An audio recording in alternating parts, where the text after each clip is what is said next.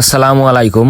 বেশ কিছুদিন আগে ঢাকা বরিশাল রুটে হানিফের হিনো RM2 এসি বাস চালু করা হয়। ঢাকা থেকে বরিশাল এবং বরিশাল থেকে ঢাকা এই বাসের একটি টিকিটের মূল্য 700 টাকা। এটি হচ্ছে হিনো RM2 এসি বাস, যাতে রয়েছে এয়ার সাসপেনশন, যার কারণে যখন কোনো ভাঙ্গা দিয়ে যাবেন তখন আপনার একদমই ঝাঁকি লাগবে না। গাড়িতে থাকা সিটগুলো খুবই আরামদায়ক, যা আমি বসে দেখছিলাম, এবং এসিটাও খুব ভালো। আমার কোনো দিক দিয়ে কমতি মনে হয়নি, একদম সবকিছু পারফেক্ট। ঢাকা থেকে বরিশাল অথবা বরিশাল থেকে ঢাকা সাকুরা পরিবহনেরও এসি বাস রয়েছে। ওগুলো হচ্ছে হিনো একি 1J।